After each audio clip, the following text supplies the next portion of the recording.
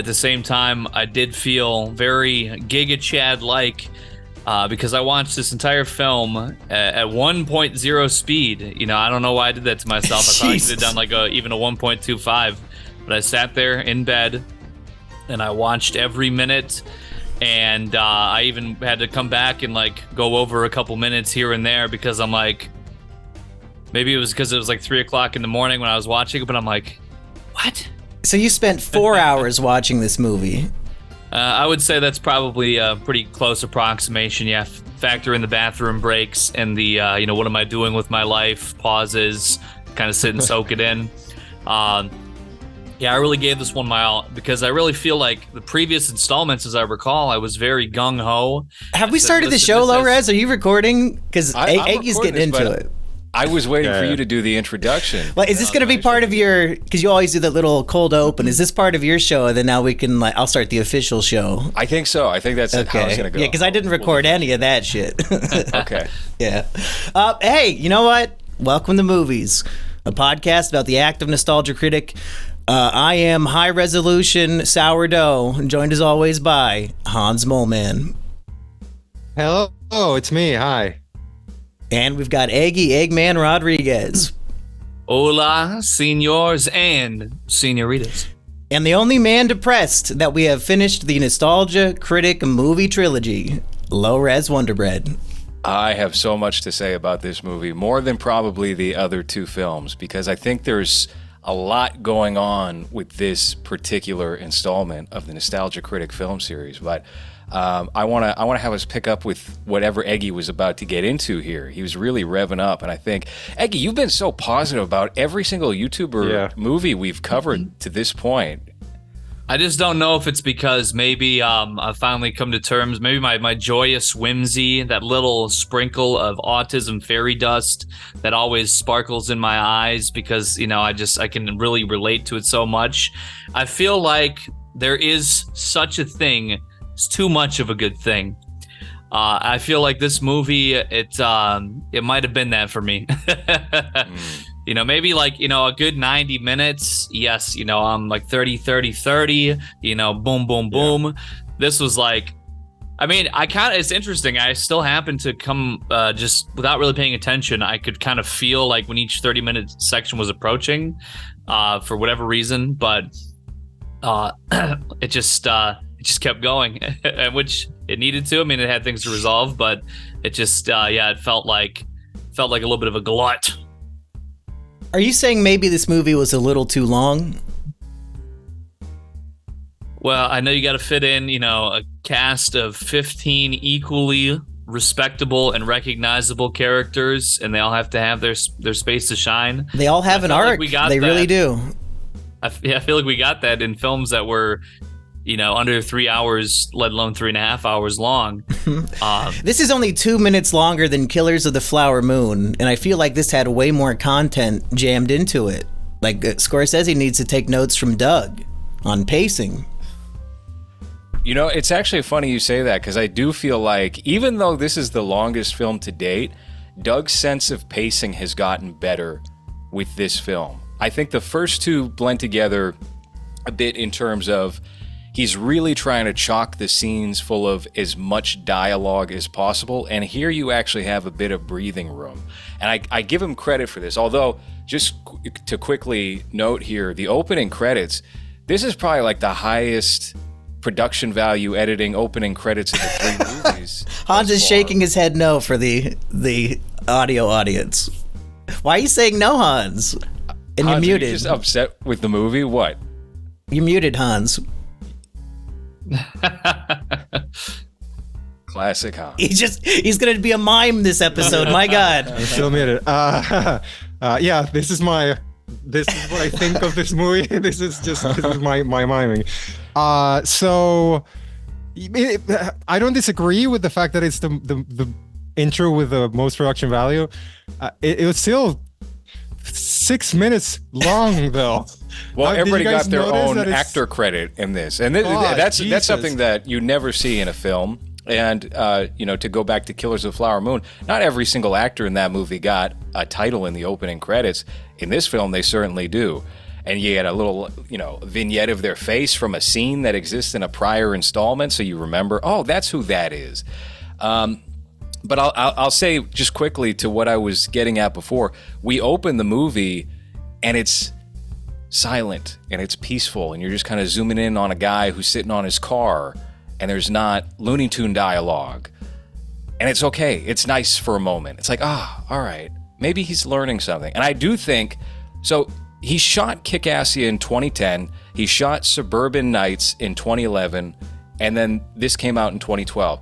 For 3 years of his life, he was making 7.5 to 8 hours of these movies. On top of, I assume, doing his normal show. Right, exactly. And so the meta approach that he's decided to take in with this movie, I think, is just pure exhaustion from being the Nostalgia Critic character. And I stopped looking at it as like, what is he trying to do with the movie? And more like, what does this movie mean for Doug during this time?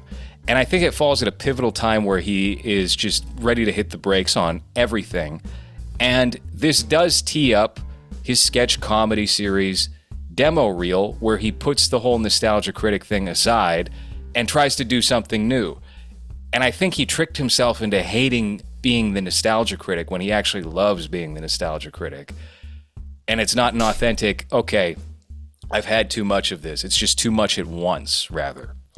Yeah, the climax of this movie, about 3 hours in, and I'm sure we'll get through that whole plot, but there's not really that much to it, is that the Nostalgia Critic meets Doug Walker. And Doug, like, he's in Doug Walker's house in the real world, and Doug says, yeah, I'm the writer, and Nostalgia Critic, you've become too powerful. Like, you're writing the story for me now. And he tries to set him free into reality. So yeah, I feel like this was supposed to be the finale to the Nostalgia Critic, but then everything else failed, I assume, and he had to bring it back.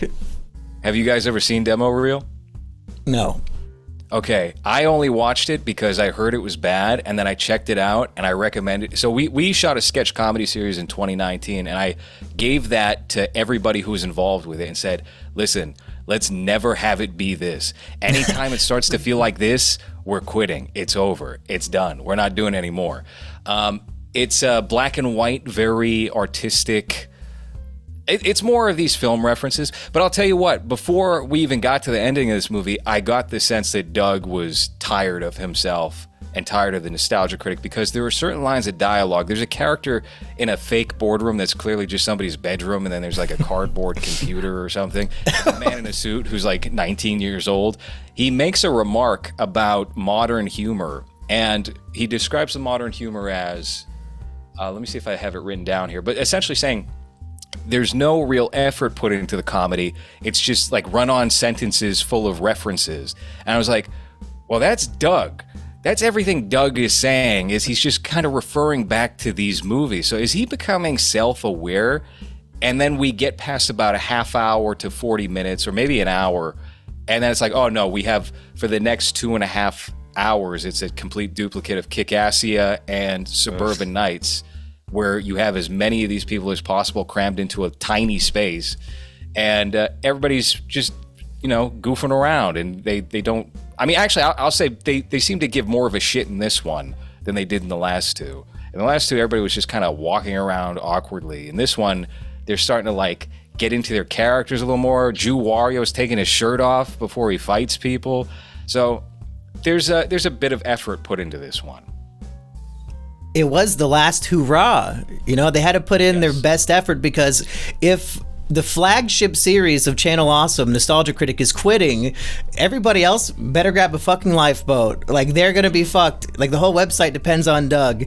So yeah, I would be trying to put on my best face in the movie so that people start watching my shit. I think it's a really funny plot to have on a movie, how you gotta save the world and save the world from evil. Why? Because we're reviewers and we need people to read our reviews, and also because we need things to exist so that we can review them and make money. And that's the whole motivation of every character in this movie. I want to continue making reviews so that people can read them online, so the world can end.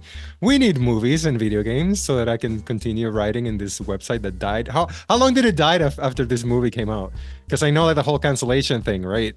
I think Whoa, Guru that was- Larry is still on there. It's just Guru Larry and Nostalgia Critic now.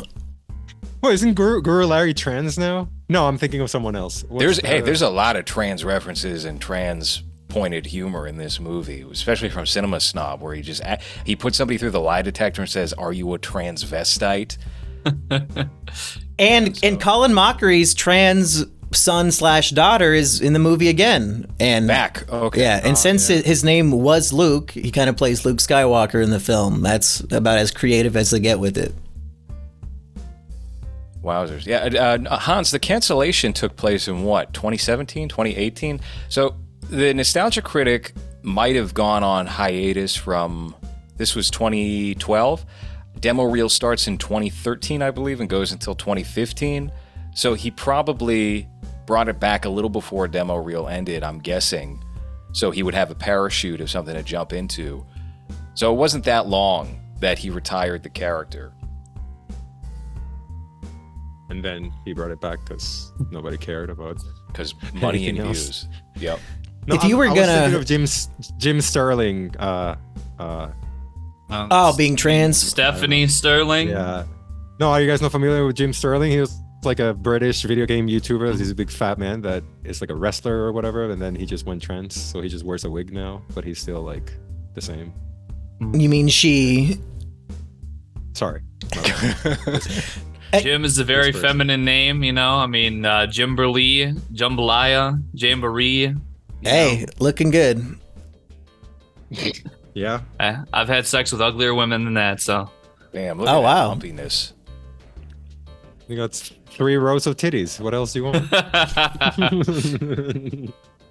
If we could take a quick intermission from talking about the movie, I did have something else I wanted to bring up on here. Because I've been listening to my favorite podcast, B-Bang, a podcast about the life of Hans. And I don't want to get too into Hans's weeds here, but it sounds like he's been unlucky in love and unlucky in life lately. So on this podcast, I wanted to make a proposal, and I do mean that literally. Hans, I will gay marry you so you can move to America and live on LowRes's couch. That's my offer to you. I don't want to move to America. Everyone keeps saying We're trying to save you. But it's like I'm all right. I don't need to. You said you're making $10 an hour at a shitty job. Yeah. You can make 15 at a shitty job here. And live worse On LowRes's couch? That's pretty good. Yeah. Think I'd about kill all the for tax that. breaks you're gonna get. You know, your name's gonna come up in the employment database as gay, so you're getting I don't fast pay tracked. taxes. I don't pay taxes. I don't make enough to pay taxes here. Yeah, so I don't pay them even though they just take it from me. They sent me a bill because I didn't pay this year, and it said they did all this stuff for me. They found like $4,000 of unclaimed something, and so took it off. So I only had to pay $10, which I still haven't paid yet. But at least I have the reference number now, and I have a thing online where I can pay it. But I just decided to gamble instead. But anyway, that's beside the point. It takes a while. They might have like 300,000 employees or whatever that are fully armed, but they still have a lot of trouble making me pay my taxes. So I think you'd probably be all right. Why are you afraid of America, Hans? You know how many movies you guys could make? Isn't that what you want to do? Is Just like now. like your movie's One coming more, I out can this just- year. You're about to be a Hollywood star, and the sequel needs to be made. So let's get you up here. Uh-huh. I can just fly in though. I don't need to live there. I can just Oh. do what we did before and just make it. That's too bad. It's funny because we recorded B-Bang last night, and our guest on the show offered to Gay marry squat in a Hans? house. Oh, Yes, well, to get Hans into the United States so he could take over the house after 30 days. Honestly, Hans, you would probably be better off than I would, because I live in New York City. They give you a $1,500 debit card. They'd probably set you up with a nice house and everything. They would love you, Hans. Yeah. What kind of apartment can I get for $1,500 in New York? You could probably get a bunk bed. Yep. Yeah. So there goes my money. So what's the point? you could rent a homeless tent for about $1,000 a Wonderful. night.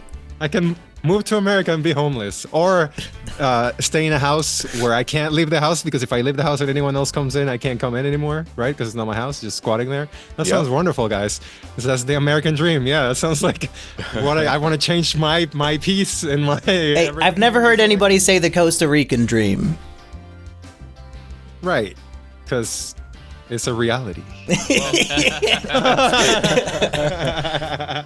Hans, picture this, okay? Picture this. It's the hotel from Kick-Assia with all 50 people in it, but that could be you and 49 other immigrants. Yeah. So it's gonna smell worse than what that one smelled like. That's wonderful. Yeah. No, Listen, I'm alright, guys. I think, to be fair, I think that you guys will probably smell better than the crew, the Nostalgia Critic crew. I think they probably had a particular kind of like BO combined with jock itch kind of funk. I think you guys are going to have some kind of like foreign spices. It's going to smell like stew and maybe a little bit of sweat. I think it's going to be all right. Yeah, you'll be eating good at A lot of least. sweat, I think. Delicious stew. I did notice with this movie, so in the first Nostalgia Critic film, obviously everybody's cramped into these tiny spaces that they don't belong in. In the second one, it's just literally a walk in the park. They're just wandering around a nearby forest. And then in this one, it's more like they cut the budget for whatever the hotel rooms would be, stuck people into random bedrooms in somebody's house. It did seem less congested overall, but still pretty snug. And they put the budget into costumes and I guess some set design. Although I was tricked a couple of times. I thought, hey, is this good set design? And I just realized they were in a cluttered basement. So, I thought the RoboCop outfit that pops up at one point, I was like, oh, that actually looks okay. Are you talking about the makeup prosthetics that were on Linkara at one point? Like he had some like cyborg, like bloody shit coming out of his face at one point. That was pretty good. I think he must have met up with somebody during this time who worked on like Star Trek fan films, because that's the vibe of this. And honestly, some of the effects are like okay, they're passable for what 2012 YouTube was, of somebody like just randomly appearing and stuff. Whoever worked on this, I don't think worked on anything else of his before, after, or since. So that's not the go-to. That's the good costume you were talking about. Is that what we're talking about? That's where the money went. No, LowRes likes it when it shows the house flying as a ship in space, and then Doug's little Nissan sedan is a car that flies out of the garage and is zooming around. That kind of looked like the Space Cop movie. About as good. Yeah, you're probably about as good. What? I don't even remember this scene. What the fuck is going? Is that Goku? This is Akira. It's Tetsuo from Akira, I believe, Tetsuo, fighting. yeah. What is all right? So the villain, kind of villain, but not really villain. Just the ominous spirit is the dead Indian from the last one. His name's Ma T, I think. Yeah, from Captain Planet.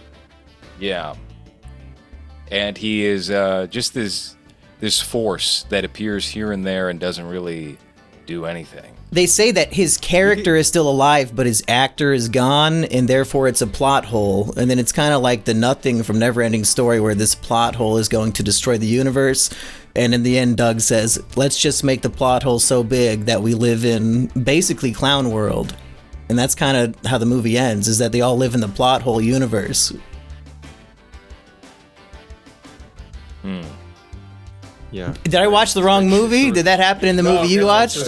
That's absolutely No, it's right. I think just, we're just all marinating with the genius of I that. think, it's just a reminder of like, I did sit 3.5 hours to get that in. Yeah. Hans, would you like to recap the plot from the beginning? Because we're 20 minutes in and people, we haven't even said the name of the movie. Yeah. Okay, so the movie is called To Boldly Flee, which is mean for Latin American people like me that have this accent because I can't pronounce it properly. Bold, that L there really fucks me up. If you've seen any of his movies, it's the same fucking thing. It's the same thing. Add like 5 new people, and grab like the most annoying people from the other ones. They're also here. There's a lot of dog walker like humor where I think someone told him that, hey, jokes work better on threes. So what he decided to do was like, well, if they work better on threes, why don't we do it on fives? So then the joke is that, oh, I'm gonna stab this guy, and then, oh, he didn't die, oh, I'm gonna stab him again. Oh wait, he's not dead. Oh, I'm stabbing him again. That stabbing scene was. Oh, I'm stabbing it. It was uncomfortable. Oh my God, dude. There was a lot of stabbing. It's like 5-6 times, and I feel like he does that a lot with his jokes, where it's like, if he thinks something is funny, he's gonna bring it back, and then he's gonna come back, and he's gonna come back again, and he wasn't funny any of those times, so it's just exhausting to watch every time an attempt of a joke is made here. There's a lot of lines here that if you're paying attention, which I kind of was at times. Was this on in the background while you were working? Yes. Okay. 1000%. Yes. Yeah. I would every 20 minutes I would go back and so they're doing the same thing. They're still having there's just a lot of random humor, which is very jarring now. I'm sure that back in those days that's what was popular, which is why he uses it on everything. But every time someone says something like, "Whoa, so are you saying we don't need to have a sexy dance party?" And it's like, fuck you. I get so mad. I get so angry. Or, "Oh, methinks the lady don't digest too much.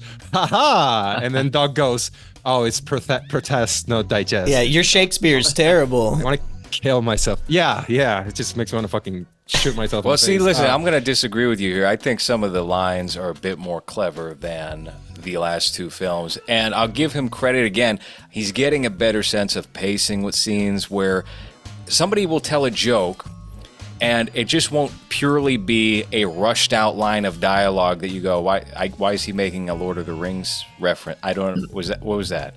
And now you go, oh, I guess that was intended to be funny. And then you just carry on. Well, I'm glad he's finally getting it after 3.5 movies. 3.5 movies. He's finally. Well, imagine what his mental hell was like making these films for 3 years. Because he had to have suffered the same way that we've suffered in watching, because he decided to kill it all with this movie. And I actually disagree. I don't think this movie is all that similar to the first two movies, because it takes a very solemn, quiet tone and goes kind of dark, and everyone's just down on themselves. And it takes a while to rev up into that emulation of the last two movies. It takes about an hour and change. It's not like 1 hour in, I think, is when they shoot the house into space. And I thought it was an interesting decision to make a 3.5 hour movie about Nostalgia Critic being on house arrest, like fucking Suburbia, but 2 hours longer than that. Like, the entire movie, Doug is just trapped in his home. And I guess the fact that they could shoot his home into space as a spaceship, does not defy his house arrest.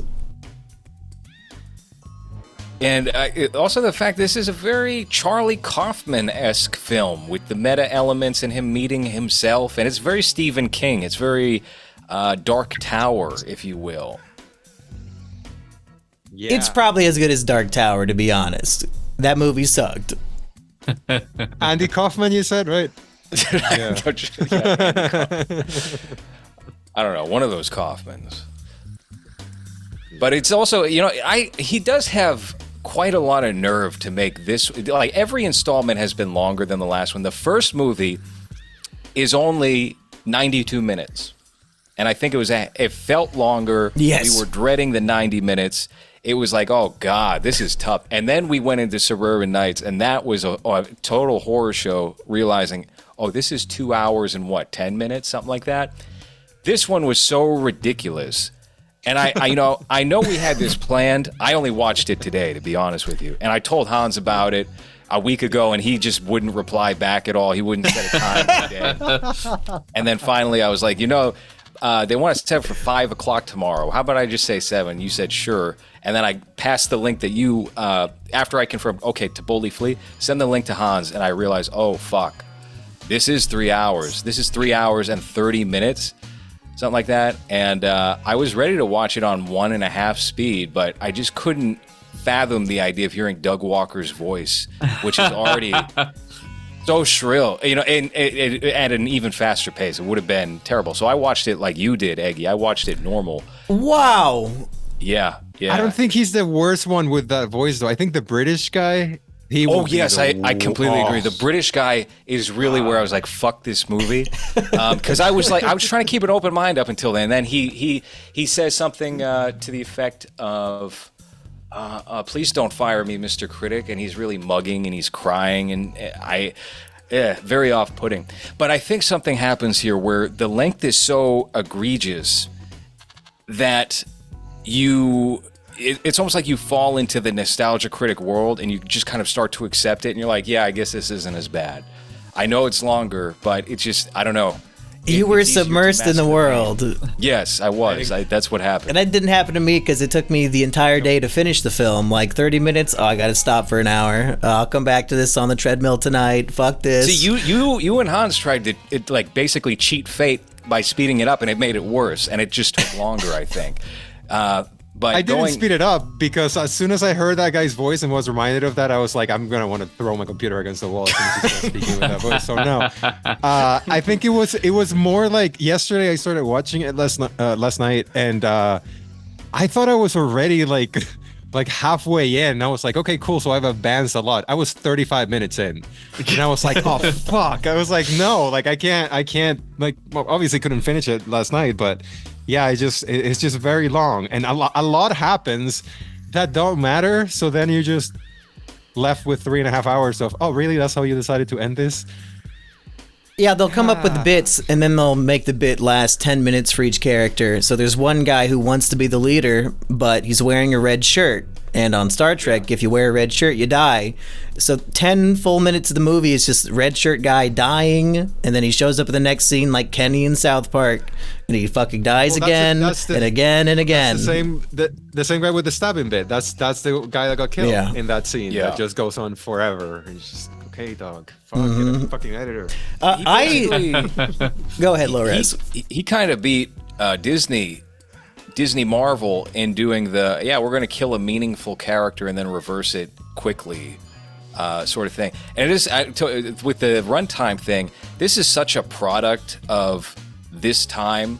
You think about trilogies, you think about Christopher Nolan's Dark Knight trilogy, you think about Peter Jackson's Lord of the Rings trilogy. They just get longer and longer with each installment.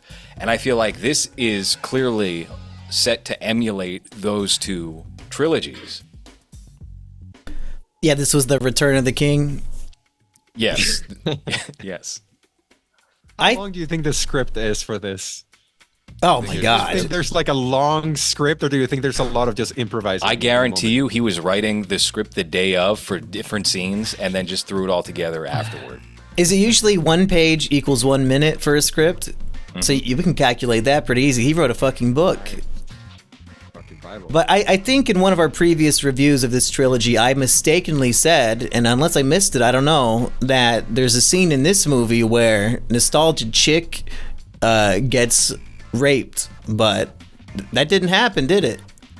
I think that we watched the clip. We watched wherever that was from, but I guess it wasn't this movie. Yeah, maybe like she gets. The last movie? I mean, maybe like Robot Linkara raped her to make her become 7 of 11 instead of 7 of 9, but we didn't see it.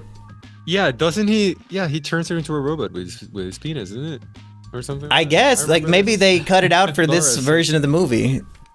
Let me see. Laura sent me that scene where when I looked for To Boldly Flee, there was another video right underneath it that said To Boldly Flee, most controversial scene. Oh my God. So they cut it out of the one we watched? Maybe. Let's watch it. I mean, there's a lot going on with it. It's possible just... Yeah, okay. This is what I thought was going to happen. This is what they accused Louis C.K. of. Is it?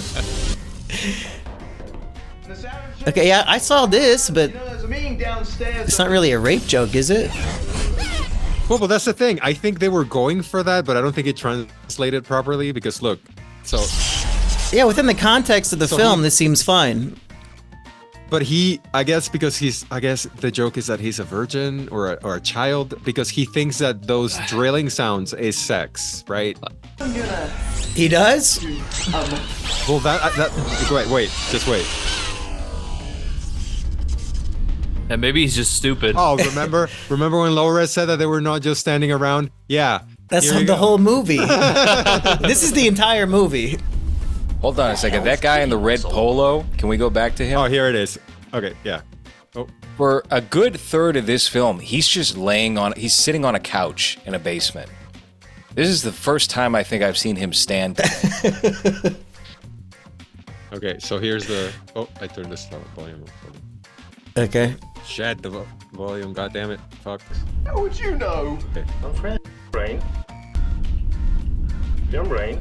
You look like you heard two people having sex. How would you know? I'm French. We know. Well, are they coming? Well, that's a loaded question. What? Oh, nothing. They're getting busy, keeping busy with heterosexual extracurricular activities. Yeah, that's not so bad. Like, if they would have made her like moan and scream, it would have been horrific. But I think it's tastefully done. That's definitely not the most controversial scene. There is so much edgier stuff in there that they could have used. That must have been uploaded around the same time that movie came out.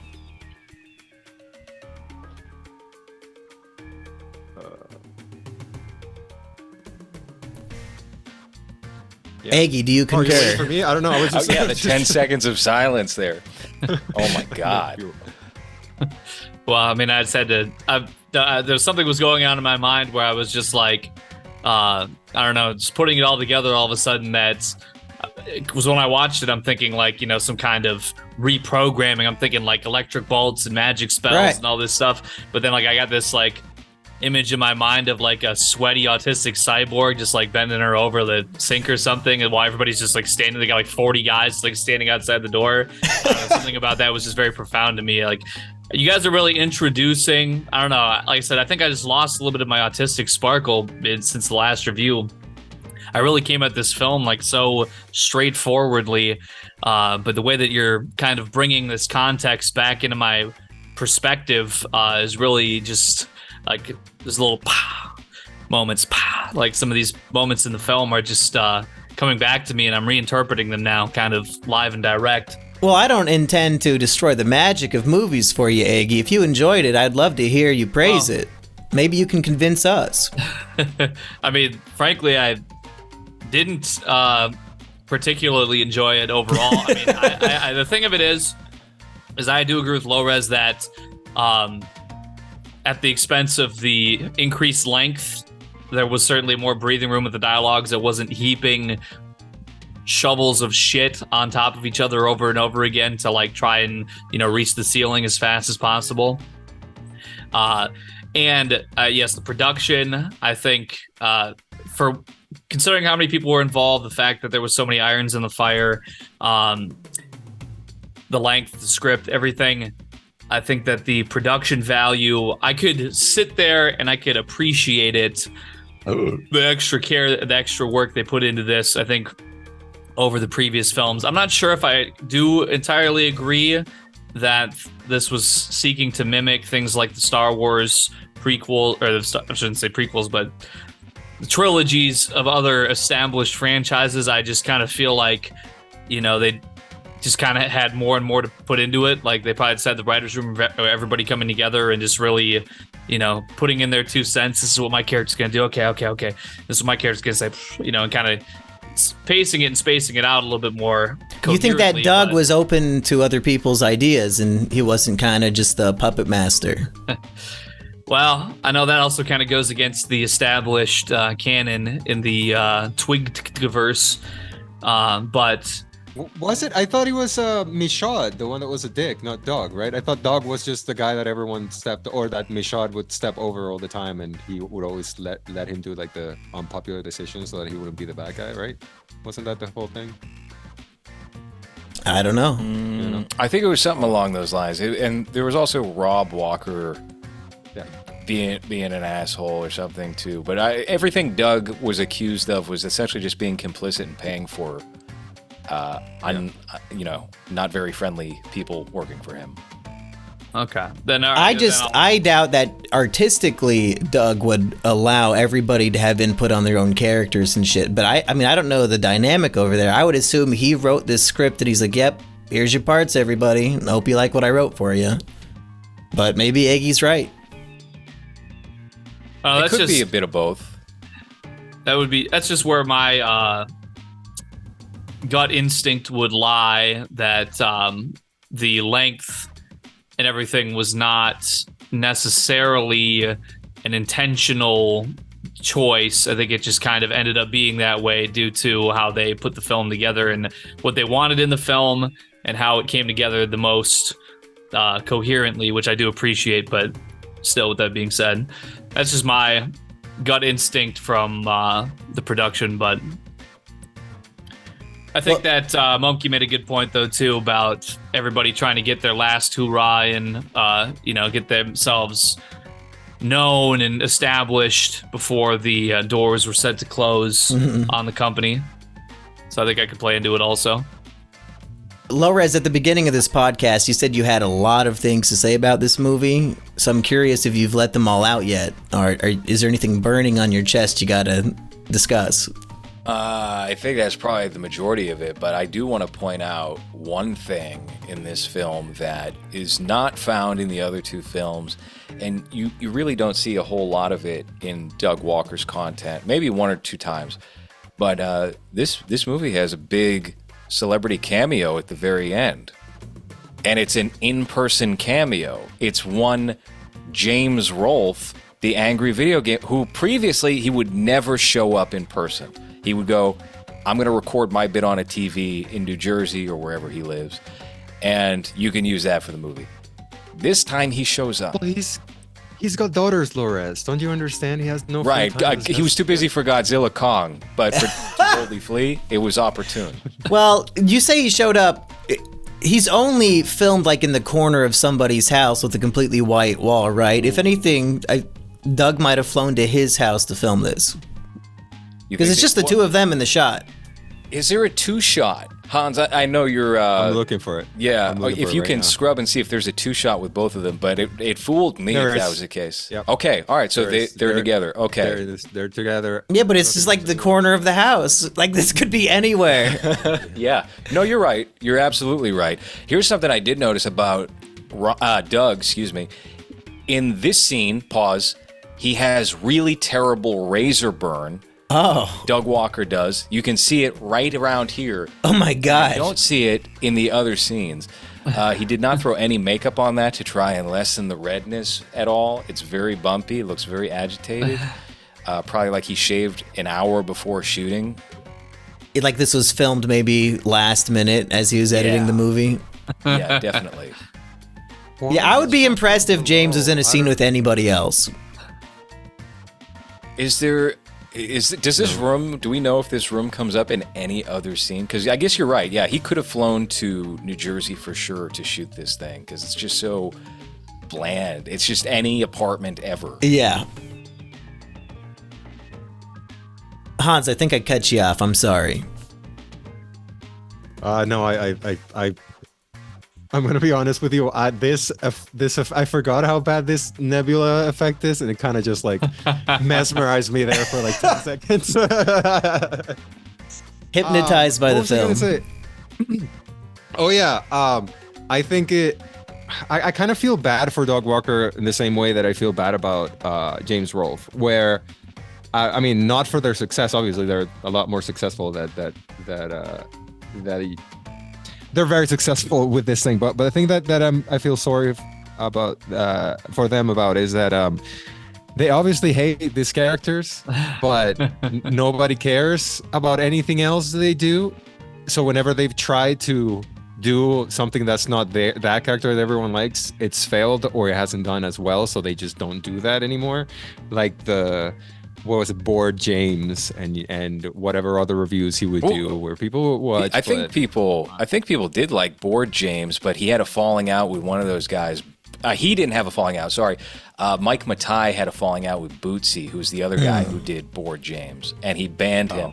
But to what you're saying, I think at least James Rolfe would continue to try different things after the first one would fail, because there were some like very forgotten, like total dud characters and series he did attempt after Nostalgia Shit Pickle?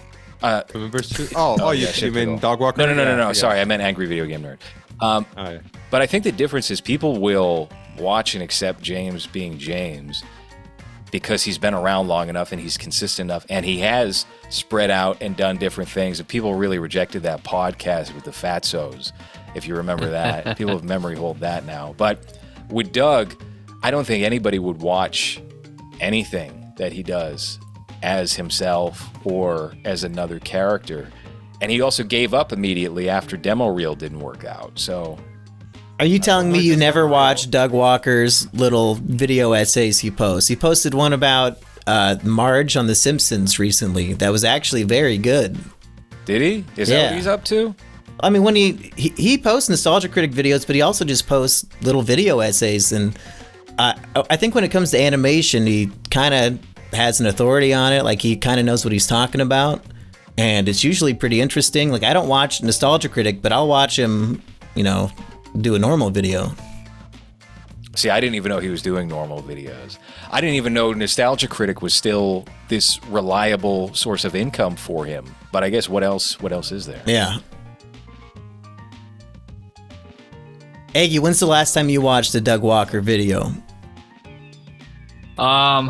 Well, to be honest, outside of these films, it was absolutely during the Mr. Medicare, when he was doing the Doug Walker series of videos, because, interesting enough, you would think that it wouldn't be the case, but for some reason when I was growing up, and I was, big on watching YouTube and everything as a young man, I definitely watched a lot of it.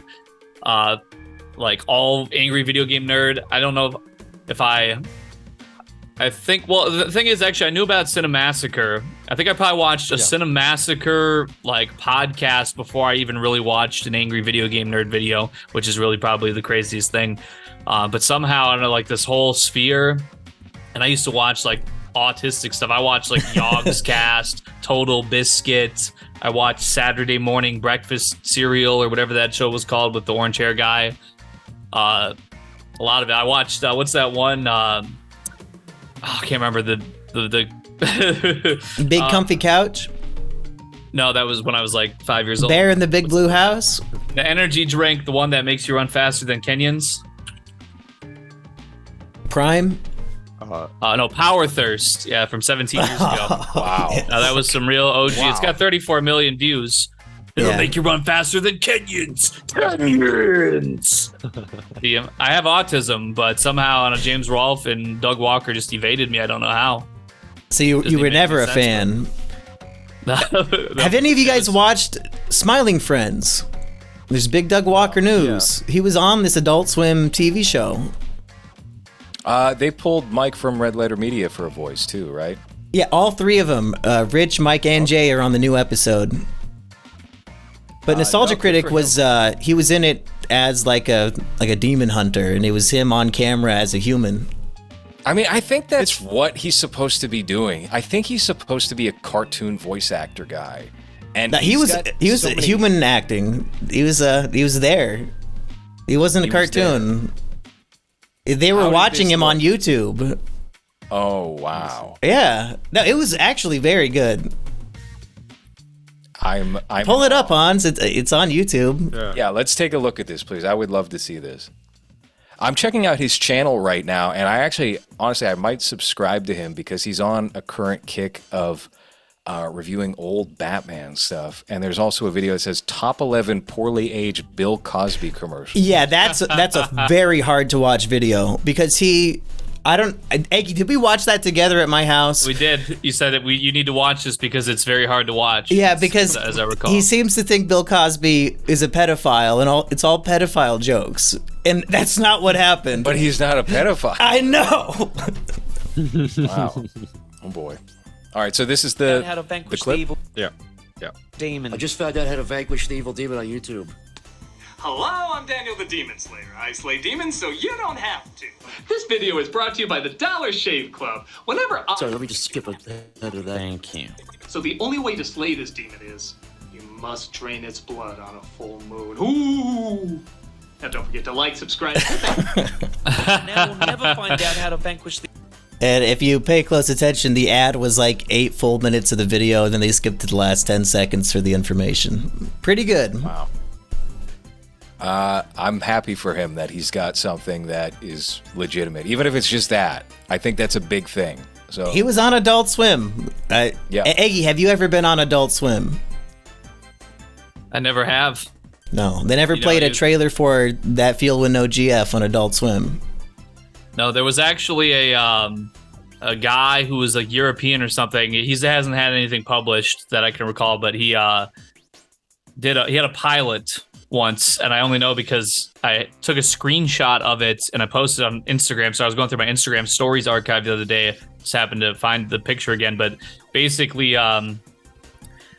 he did this pilot, and it was really good actually. And there's like a 5 or 10 seconds where like there's a guy watching TV, and I like a cartoon of me comes on the TV, and it's selling like instead of like it's like the self-help guru, but it's like the self-destruction guru. Like, hey there, it's completely over. You're never gonna get any better. Just accept it. With black pill guides to change your lives or something. And the guy is like watching the TV. He's like, oh, interesting. And then it like goes something else, but it's like a cartoon of me on the TV. Where did this air? Well, I don't think it ever got picked up, but it was a pilot that this guy made, and he put it to. He tried, or it was created to pitch to Adult Swim, I believe, but he did not reach that. So, I mean, he had a very particular art style that like I would know if I seen it, so I just hadn't seen it anywhere. So that's why I believe that it's never got there. But And World Peace 2 is probably not going to air on Adult Swim, right? I'm pretty sure it is. Probably not. Because you're going to be in that, I think, right? No, they. What? Just, fuck? Just BG Cumby. What? They had a skit basically prepared with me in it, but they had enough material by the time that like, oh, we can do this now. Oh, well, actually, we already kind of got enough, so maybe next time, kind of thing. How the fuck you settle for Cumby and you cut out Eggy? Are you kidding me? These priorities are whack. Hey, BG Cumby is the real deal. He's got at least 2 more years in the game than I do. So, I was told there was going to be a skit with Mickey Rourke in it, and that would have been my in. It was going to be me and my co-director on Omega Fish Court, GMAC, playing homeless people with Mickey Rourke in the scene. And then they couldn't book Mickey Rourke at the last minute, so nothing happened with that. And what was Hans going to play? Hans, what was your role again? Gay Uber driver? Is that what the movie's about? Say something. I think you were playing Mickey Rourke's foreign male assistant that he frequently loves to refer to as, his partner in crime. Yeah. I think and I'm him and the I'm just dogs, wearing woof woof. Yeah, just a bathrobe and a banana hammock was my wardrobe. Mhm. Open. Yeah. Hey, speaking of Hans's acting, I think we have a big update on your film since the last time we podcasted together, LowRes. Like, you have the official new trailers out. Do you have like an official release date? Because I know you wanted to go around Christmas. I think it's probably still going to be that, but no official release date. Currently talking to 2 potential distributors to put it out this year. It's locked in. It's final. So What is the runtime? Is it 3.5 hours? No, and I'll tell you what. The raw work print of it came out to like 3 hours and 45 minutes. You have a copy of that saved. Yeah, I've got everything. Yeah. I'm gonna figure out a way to repurpose everything, because there's some really good stuff that just had to get cut for the sake of pacing, because like we have not earned Killers of the Flower Moon length, not like Doug Walker, obviously, Yes. 3-hour movie, and so now it's gonna be, I think, an hour and 42 minutes. Oh, perfect. I think the perfect runtime for a movie is around 100 minutes, so that's perfect. Yeah, And that so we're gonna do Blu-ray, that. if you do a Blu-ray, fill it up with those deleted scenes. I'll buy it. Yeah, well, actually, right now I'm toying with the idea of because there's so much. There's literally like 2 hours we could do something with.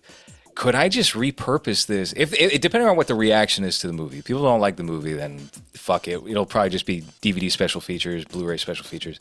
But I think there's enough there, and definitely enough extra story there. I did too much world building with the fucking movie, and it was just a pain to edit and figure out what to cut out, that I think we could do a series with the same characters. So that might be something we wind up doing, and that would also be like more money in my pocket if I sell this thing to one of these distributors. Like, hey, we got this other thing ready to go too, if you want it. So that would probably be what the move would be. But we'll see. We'll see what happens. What about doing like a Lion King 1.5, and it's like a sister film that just gives us, what the characters were doing that we didn't see? That was actually pitched to me by one of the producers when I started having to cut so much significant stuff out of the movie. But I don't think there would be enough there for a movie. Is the thing. I think there's enough there for a series, and then maybe we can go film a little bit more and get Hans back in the United States. We'll see about that. I'll gay marry him if I have to. I think you're too eager to be gay married. I'm extremely eager. Yeah, that would probably be it instead of 1.5. But I do have an idea for what the sequel would be. But again, it all depends on how this one goes. I'm trying to get the hell away from this first and foremost. Mm-hmm. And Eggy, what's the update on the BG Cumby movie? I know you guys have been working hard for about 2 years on that one. I think I got drunk one night and I was like, better not be scamming them viewers, boy. But he didn't open it for like a couple days, and then I sobered up and I was like, I guess that's not professional business, so then I just deleted it. And I don't know if anything else has come forward. To be honest, I probably am going to need to do like a long streamathon to pay back all the people that he took the money from. He raised money for that? How much did he make? It was like a few thousand, I think. That money's gone, and it didn't go towards the movie. That's not good. He made an ironic video saying, I took all the money and I'm not making the movie, but it was like ironic.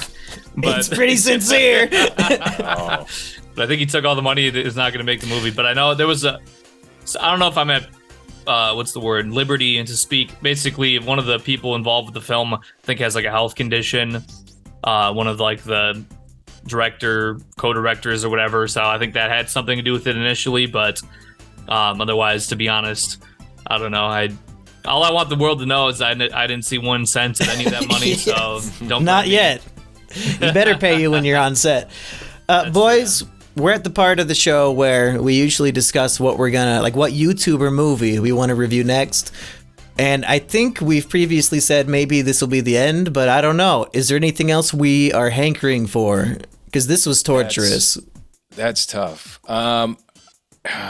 We'd have to take a look at the list again. I mean, there's no sign of a fourth Doug Walker Matrix Resurrection style sequel coming out anytime soon, right? So, Hoochie Daddies.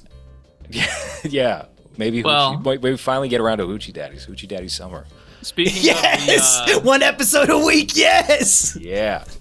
Speaking of the greatest African-American art of our time, there is a movie, I don't think you could really call it technically a YouTuber movie, but it was a movie that was self-published on YouTube. It's called Snow on the Bluff.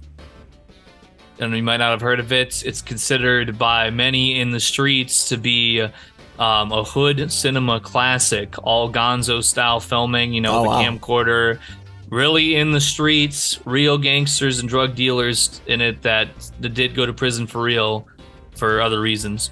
I've heard of this movie. Okay, yeah. This came out about 10 years ago. I remember this. This is a documentary. Yeah. I don't know enough about it, but I'm going to take your word for it that it's a hood classic. Well, Hans seems to have disappeared, and Hans has been struggling with diarrhea recently, so he's probably just in the toilet right now. He can hear us for certain.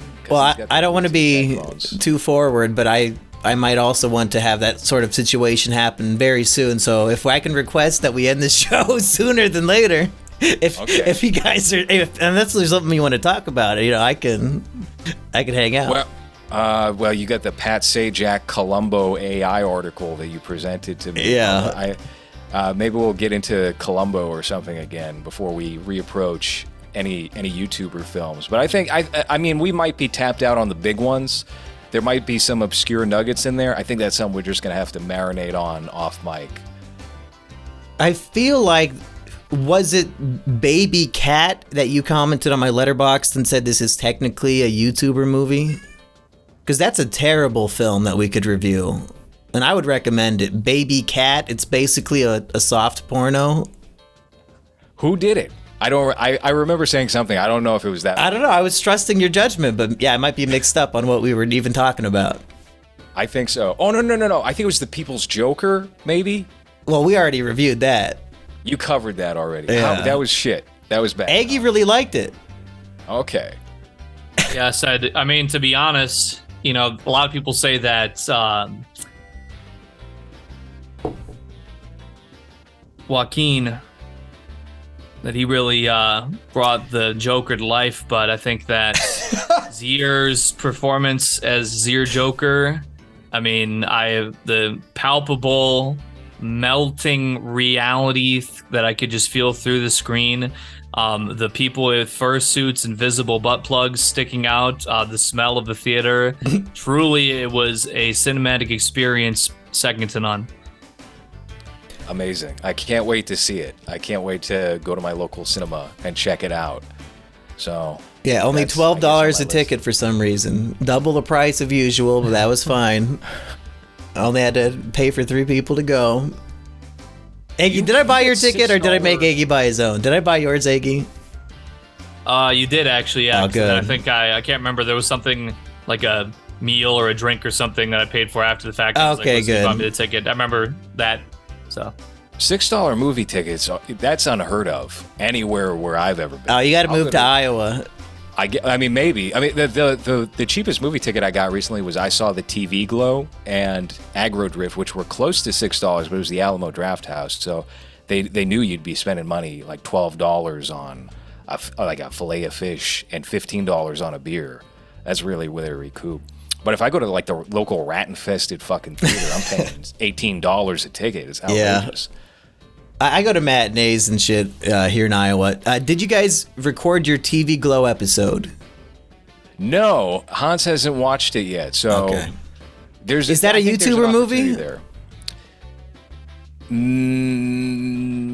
I think it's closer to an archive.org movie because the director put her movie up on there instead of YouTube. That Slenderman documentary. Okay, so I mean, I really liked that movie, honestly. Like, the weird thing is, for the 80% of it, I was like, "This is what the fuck am I watching? This sucks." And then, like, once the twist is revealed and I really understand what the movie's going for, I thought it was pretty damn good. Did you like it? I did like it. Way more than I was expecting, and I don't think it was like amazing or anything like that. But I thought they captured like a certain eeriness from the past so well with it that just the vibe and aesthetic of things I really appreciated. It was more alive in that way than a lot of movies I've seen. So it was impossible for me to give it a bad review on those terms. But no, we haven't scheduled anything yet. We have a guest that is lined up for that. But if that falls through, we can definitely do a crossover, or maybe just have 5 people. Maybe just have 10 people. I hate having 4, so, you know, like 4 is almost too many for me. Like, this is pushing it. 5, I'd rather just sit and listen to that one. Yeah, I hear you. Hans, are you coming back at all? I think we should just wrap Yeah, let's just leave. I'm ready to go. Hey, everybody, thanks for tuning into Is It Kino /Movies. If you have a recommendation of a YouTuber movie, because we're kind of lost here, let me know in the comments. Check out Aggie. Some more hood Aggie. classics like Snow on the Bluff. You can find me at rumble.com/c/Aggie Web, going live right after this broadcast. That's right. And you know, I'm glad we did commit and see our way to the end of the Nostalgia Critic trilogy. I could have sat and watched kind of a similar film, The Souvenir and The Souvenir Part 2 by the famed female filmmaker Joanna Hogg. And I said, nah, I got to put Doug Walker first. We're going to watch that today. And do I regret it? Not that much. So that has been Movies. Thank you for listening. Recording stopped.